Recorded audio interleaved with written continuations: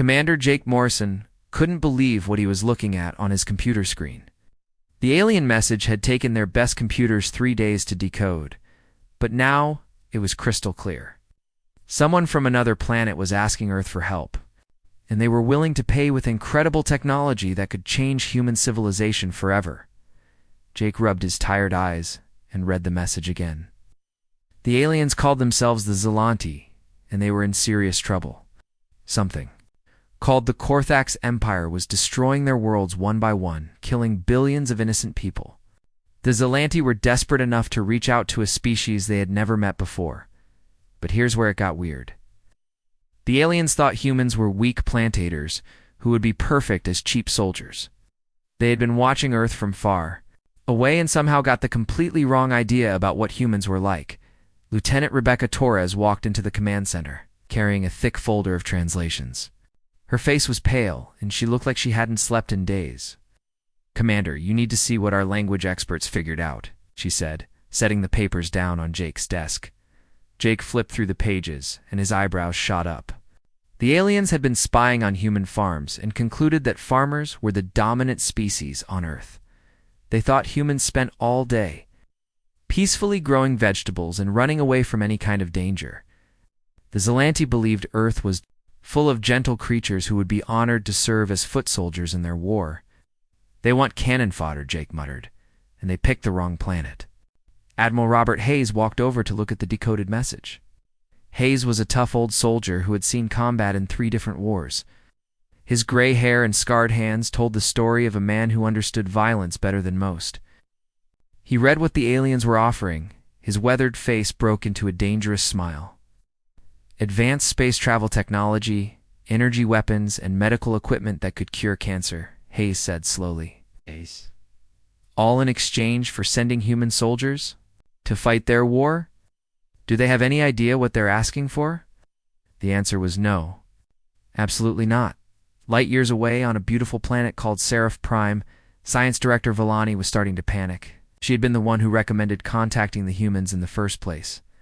Her research team had studied Earth for months, watching through powerful telescopes as humans worked in fields and tended to animals. Everything about human behavior suggested they were harmless plant eaters, similar to the Zelanti themselves. But now, as radio signals poured back from Earth, Villani realized she had made a terrible mistake. The mathematical equations coming from the blue planet were incredibly complex. The humans were asking technical questions about weapons, military strategy, something called acceptable casualty rates that made no sense to the peaceful Zelanti. Counselor Thren, the elderly leader of the Zelanti High Council, floated into Villani's laboratory on his anti-gravity platform. His large, gentle eyes were filled with concern. "Director, the other council members are worried about these humans. Their response signals are far more sophisticated than we expected." Villani pulled up holographic displays showing Earth's radio transmissions. "Counselor, I think we may have seriously underestimated this species. They keep asking about something called military doctrine and combat effectiveness. I don't even know what those terms mean." The truth was that the Zelanti lived in an Atlanti, part of the galaxy where violence was almost unknown. Their species had evolved on a planet with no dangerous predators, plenty of food, and a gentle climate.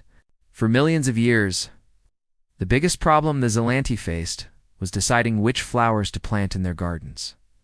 The concept of deliberate violence between intelligent beings was so foreign to them that they didn't even have words for war, or soldier in their language.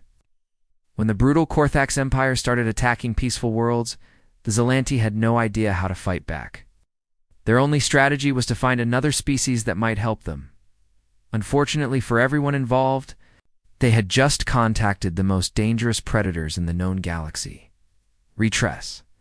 Dr. Alan Rodriguez had spent his entire career studying life on other planets, but he never expected to actually meet any aliens. Now he was sitting in a cramped government facility, working day and night with language expert Professor Kate Williams. To figure out how to talk to the Zelanti properly, the breakthrough came when Alan realized something hilarious and terrifying at the same time. The aliens had been watching Earth through telescopes for months, but they had been looking at the wrong things entirely. They had focused their observations on human farms in rural areas, watching people plant crops and tend to livestock. "Kate, you're not going to believe this," Alan said, pointing to the translation notes scattered across their table. "These aliens think farmers are our leaders. They watched humans feeding chickens and concluded that we're a peaceful species that spends all day taking care of other animals." Kate burst out laughing, but her smile quickly faded as she read more of the alien communications. "Alan, this "Is actually a serious problem. When they realize what humans are really like, they're going to be absolutely terrified." The Zelanti had no idea that the gentle farmers they observed were protected by one of the most advanced military forces in the galaxy. They didn't know about nuclear weapons, fighter jets, or the thousands of ways humans had invented to hurt each other. To them, Earth looked like a planet full of gardeners who would be grateful for the chance to serve in someone else's army. Meanwhile, human military leaders were having a very different reaction to the alien contact. Captain Dave Wilson had been chosen as Earth's main representative because he was good at staying calm under pressure. But even Dave was struggling to keep a straight face during the early communications with the Zelanti. The aliens kept sending messages. "How many of your people would be willing to carry supplies for our warriors? And do your strongest individuals weigh more than 50 pounds? The questions were so ridiculous that some human generals thought the whole thing was a joke. But it wasn't a joke. The Zelanti were completely serious, and they were about to get the shock of their lives. On Seraph Prime, Counselor Thrin was becoming more worried by the hour. The human responses to their simple questions were incredibly complex and filled with terms that their translators couldn't understand. Humans kept asking about enemy troop movements, supply line vulnerabilities, and something called rules of engagement. Thren called an emergency meeting with the other Zelanti leaders. "Fellow counselors, I'm beginning to think we've made a serious mistake. These humans seem to know a great deal about warfare." Science Director Villani tried to calm the growing panic in the council chamber. "Perhaps they're just curious about military matters. Many peaceful species study conflict from an academic perspective." She was wrong. It's very, very wrong. The first real video call between humans and aliens was scheduled for what Earth time would be Tuesday afternoon. Captain Dave Wilson sat in a secure room at the Pentagon, surrounded by the best diplomats and translators that humanity could provide. On the other side of the galaxy, dozens of Zelanti officials gathered around their communication device, excited to finally see their new allies. When Dave's face appeared on their screens, the Zelanti were immediately confused. The human looked nothing like the gentle farmers they had been observing. Dave was clearly a predator, his eyes faced forward like a hunter. His jaw was strong enough to bite through tough materials, and his entire body was built for physical combat. But what really shocked the aliens was Dave's attitude. He wasn't nervous or honored to be speaking with an advanced alien civilization. Instead, he was completely relaxed and confident, like someone who had dealt with dangerous situations his entire life. "Hello there," Dave said with a friendly smile that showed his sharp teeth. "We got your message about these Korthax causing trouble. Sounds like you need someone to handle a pest problem. Just send us their location and we'll take care of everything." The casual way Dave talked about interstellar warfare made the Zelanti diplomats' blood run cold. This wasn't how peaceful species discussed conflict. This was how apex predators talked about hunting prey. 3 of the Zelanti fainted immediately. The others sat in stunned silence, finally beginning to understand what they had done. They hadn't contacted a species of gentle farmers. They had just invited the galaxy's most dangerous killers to join their war. General Patricia Stone had been in the military for 30 years, but she had never dealt with anything quite like this. Sitting across from her in the high-security conference room were 3 alien diplomats, who looked like they might faint at any moment. Their large, gentle eyes kept darting around nervously, and they jumped every time someone moved too quickly. "Let me make sure I understand this correctly," Patricia said in her no-nonsense voice. "Your entire species evolved on planets where the most dangerous animal is about the size of one of our pet rabbits?" Science Director Villani nodded weakly through the video link from her home planet. Her translator was working overtime, trying to convert human military terms into concepts that the Zelanti could understand. Most of the time, It was impossible. General Stone Villani said carefully, "When you mentioned something called scorched Earth tactics in your previous message, our computers couldn't find any translation. What does that phrase mean?" Colonel Mike Roberts, who was sitting next to Patricia, decided to answer. Mike had served in combat zones around the world, and he had a straightforward way of explaining things.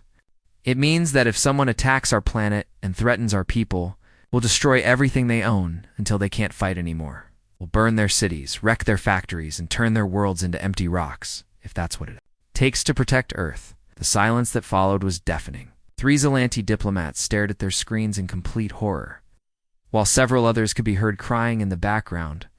The concept of deliberately destroying entire planets was so alien to them that their minds could barely process it. But the real shock was still coming. Dr. Jennifer Hayes, military historian from West Point, had been asked to give the aliens a brief overview of human history. She thought it would help them understand what they were dealing with. Jennifer had prepared a simple presentation covering the major conflicts in human history, focusing on strategy and tactics rather than graphic details. She started with ancient wars, explaining how early humans had developed organized armies in siege warfare. The Zelanti listened in growing amazement as Jennifer described how humans had spent thousands of years perfecting the art of combat. They had created military schools, written books about war strategy, and even turned fighting into entertainment. With gladiator games and martial arts competitions, humans actually compete with each other for fun, asked Counselor Thren, his voice shaking. "You fight when you don't have to?" "Oh yes," Jennifer replied cheerfully. "We have thousands of different fighting sports. Boxing, wrestling, mixed martial arts competitions, where millions of people pay to watch 2 humans try to defeat each other in hand-to-hand combat. It's one of our most popular forms of entertainment." Counselor Thren looked like he was going to be sick. His species had never experienced violence for any reason, let alone for fun. The idea that intelligent beings would voluntarily hurt each other is completely beyond his understanding. Jennifer continued her presentation, moving through medieval warfare, the age of exploration, and finally reaching the modern era. She got to World War II. She tried to keep the numbers simple and focus on the strategic aspects of the conflict. "This was one of our larger conflicts," she explained. "It involved most of the major nations on Earth and lasted about 6 years. The total casualties were approximately 50 to 70 million people." The room went completely silent. Counselor Thren's face went pale, and he started swaying in his chair. "Did you say 70 million?" he whispered. 70 million of your own species died, and you consider this a victory?" Staff Sergeant Kelly Brown, who had been quietly taking notes in the back of the room, couldn't help herself. "We call it Tuesday," she muttered under her breath, though her microphone picked it up anyway.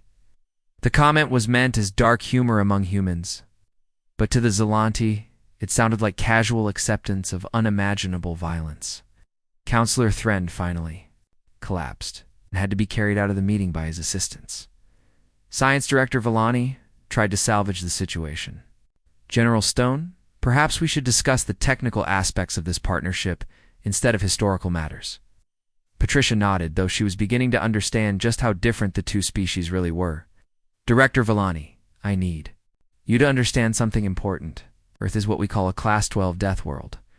That means our planet is so dangerous that everything living here had to evolve into either a predator or something that could survive being hunted by predators." "What does that make humans?" Villani asked, though she was clearly afraid of the answer. "We're the apex predators," Patricia replied simply. "We're the species that all the other dangerous things on Earth are afraid of. The remaining Zelanti." Diplomats sat in stunned silence, finally beginning to realize the full scope of their mistake. They hadn't contacted a species of peaceful farmers who needed protection. They had just invited the galaxy's most dangerous hunters to their war. The moment the Zelanti agreed to share their faster-than-light technology, every major shipyard on Earth transformed into a hive of frantic activity. Dr. Tom Anderson, one of NASA's top engineers, found himself working 20-hour days trying to figure out how alien space drives actually worked. The Zelanti had given humans access to technology that could travel between stars in days instead of centuries. But there was one small problem that the aliens hadn't considered. Humans looked at every new piece of technology and immediately asked the same question. How can we use this to fight people? Tom stood in the massive shipyard in Norfolk, Virginia, watching as workers crawled all over what used to be a peaceful exploration vessel. The ship had originally been designed to study distant planets and take pretty pictures of nebulae. Now it bristled with missile launchers, laser cannons, and armor plating thick enough to stop a nuclear blast. Dr. Anderson called out Chief Engineer Rita Lopez, jogging over with a tablet full of technical specifications. We've got the alien power core working with our weapon systems, but the Zelante observer is having some kind of breakdown. Tom looked over at the alien technical advisor who had been assigned to help with the integration process. The poor creature was floating in his anti-gravity chair, staring at the modified ship with obvious horror. His large eyes were wide with shock, and his translator kept making distressed chirping sounds. Engineer Kev, Tom said gently, is there a problem with the modifications? Kev's translator crackled to life. Dr. Anderson, you have mounted 17 different weapon systems on what was designed as a simple cargo transport. Your species calls this light armament. I am afraid to ask what you consider heavy weapons. Rita grinned and pulled up another set of blueprints on her tablet. You haven't seen the battleship designs yet. We're putting railguns on those that can punch holes through small moons. Kef made a sound that the translator couldn't convert into English, but it sounded like someone choking on their own terror. Meanwhile, in conference rooms around the world, something unprecedented was happening. For the first time in human history, every major nation was working together toward a single goal. President Janet Williams had announced the formation of the United Earth Defense Command. In countries that had been enemies for decades, were suddenly sharing their most advanced military technology. The Chinese brought their incredible manufacturing capabilities, turning out new spacecraft at a rate that amazed even human observers. Russian engineers contributed their expertise with heavy weapons and armor systems. The Americans coordinated overall strategy and provided advanced electronics. Even smaller nations contributed what they could. The Swiss helped with precision manufacturing, while the Israelis shared their knowledge of defensive systems. Admiral Hayes found himself in command of the largest military operation in human history. His headquarters in Colorado Springs became the nerve center for a global war machine that was preparing to fight an enemy light years away from Earth. Captain Dave Wilson was put in charge of training programs, teaching human crews how to work alongside their alien allies. This turned out to be more challenging than anyone expected. The first joint training exercise almost ended in disaster, when a Zelante crew member saw a human soldier running directly toward a simulated enemy attack. Wait, the alien had screamed through his translator. So human is moving toward the danger. He must be confused or injured. Dave had to spend 20 minutes explaining that humans naturally move toward threats instead of away from them. Look, I know it seems crazy to your people, he said patiently, but we evolved as hunters. When we see something dangerous, our first instinct is to attack it before it can hurt us. The Zelante observer had to be sedated, down in the shipyards. Naval engineer Kelly Brown was having the time of her life working with alien technology. The Zelante quantum tunnel drives were absolutely incredible. They could bend space-time to create shortcuts between distant points in the galaxy. But what excited Kelly wasn't the peaceful exploration possibilities. Do you realize what this means? She said to her assistant, practically bouncing with enthusiasm. We could use these drives for hit-and-run attacks. Jump in, destroy the target, jump out before they can respond. We could use them to appear behind enemy formations, or to evacuate our forces if a battle goes badly. Her Zelante technical advisor, a gentle creature named Morph, listened to these suggestions with growing alarm. Engineer Brown. These drives were designed for peaceful scientific exploration. The idea of using them for surprise attacks never occurred to us. Well, it occurred to us about 5 minutes after we saw the blueprints, Kelly replied cheerfully. That's what makes humans special. We can look at any technology and figure out how to weaponize it. Morphe quietly updated his daily report to the Zelante High Council. His species' threat assessment of humanity had just been upgraded from minor concern to potential galactic extinction event. The humans weren't just willing to fight the Korthax Empire. They were actually excited about it, as ships were retrofitted and crews were trained. One thing became clear to every alien observer. The Zelanti had made a terrible mistake in their calculations. They thought they were hiring cannon fodder to help with their defensive war. Instead, they had just given the galaxy's most dangerous predators the tools they needed to hunt among the stars. The moment had finally arrived. After months of preparation, the human fleet tore through the fabric of space itself. Emerging from quantum tunnels right in the middle of what should have been the Zelanti's final hour, the massive Korthax hive ships were already in position around Seraph Prime, their dark holes blocking out the system's sun as they prepared to finish off the last major, Zelanti world. Admiral Robert Hayes stood on the bridge of the flagship Terran Vengeance, watching the tactical displays light up with enemy contacts. Around him, his crew worked with calm efficiency that would have amazed the peaceful Zelanti. These humans weren't panicking or afraid. They looked excited. "Sir, we count 47 Korthax vessels," reported Lieutenant Rebecca Torres from her station. "They're firing on civilian targets on the planet's surface." Hayes nodded grimly. The Korthax had made their first mistake by attacking defenseless people while he was watching. Their second mistake was about to be much worse. "Open a channel to all enemy vessels," Hayes ordered.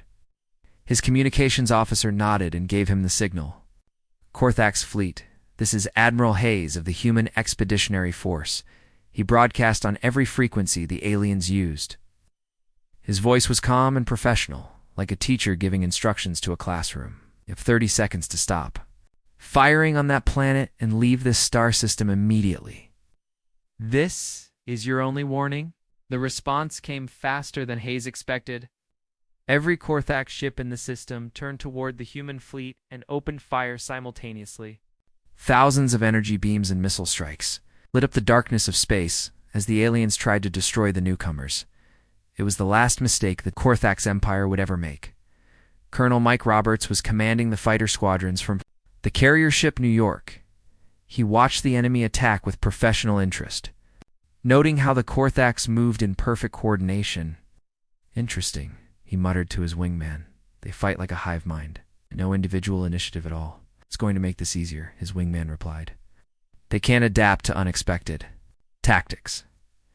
The Korthax had spent centuries conquering peaceful species who ran away when attacked. They'd never faced an enemy that charged straight at them while screaming battle cries. The human fighter pilots dove into the enemy formation like sharks attacking a school of fish, using maneuvers that the rigid Korthax coordination couldn't handle. But the real surprise was still coming. Captain Dave Wilson was leading the boarding party's small groups of human soldiers whose job was to actually get inside enemy ships and fight hand-to-hand. This was a concept so insane that no peaceful species had ever thought of it. Who would voluntarily climb inside an enemy vessel to fight in cramped corridors? Humans, apparently.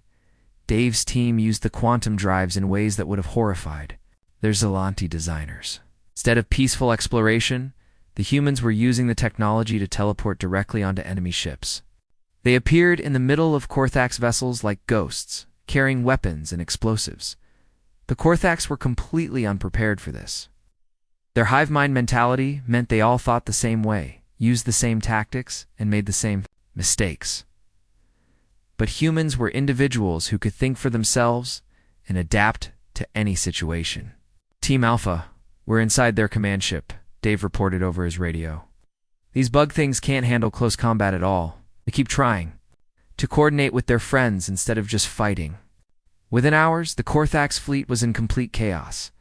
Ships that had terrorized the galaxy for centuries were being destroyed by creatures they had never encountered before. The few vessels that tried to retreat found human ships chasing them, using the quantum drives to appear wherever the Korthax tried to hide. Lieutenant Rebecca Torres was coordinating the pursuit from the flagship. "Admiral, the surviving enemy ships are trying to flee to the edge of the star system. Should we let them go?" Admiral Hayes studied the tactical display, which showed Korthax supply lines stretching back toward their home territory.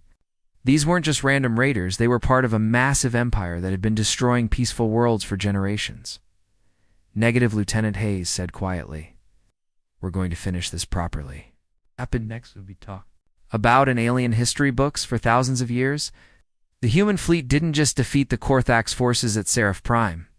They followed the retreating enemies all the way back to their home systems, using tactics that ranged from psychological warfare to complete destruction of industrial centers. Human forces systematically dismantled an empire that had ruled through fear for centuries. The Korthax would never faced real resistance before. Discovered what it was like to be hunted by apex predators. Human ships appeared without warning in their most secure systems. Human boarding parties struck at their command centers. Human strategists turned the Korthax's own coordination against them, using their hive mind predictability to stay always one step ahead. In 6 months, an empire that had taken centuries to build was reduced to scattered refugees, fleeing toward the empty spaces at the edge of the galaxy. The surviving Korthax sent desperate messages to other species, warning them about the terrifying new predators that had appeared among the stars. But it was too late. Humanity had arrived in galactic civilization, and nothing would ever be the worst. Same Science Director Villani sat in her laboratory on Seraph Prime, writing her final report about the Human Alliance. Her hands were shaking as she typed her conclusions. Official recommendation to the Galactic Council, she wrote. Under no circumstances should any species contact the humans unless facing complete extinction. However, if facing complete extinction, contact the humans immediately. They are the most effective military force in known space, but they are also the most dangerous. Handle with extreme caution. She paused, then added one final note. We asked for help, and they saved us. Don't think any of us truly understand what we've unleashed on the galaxy. The age of human expansion had begun.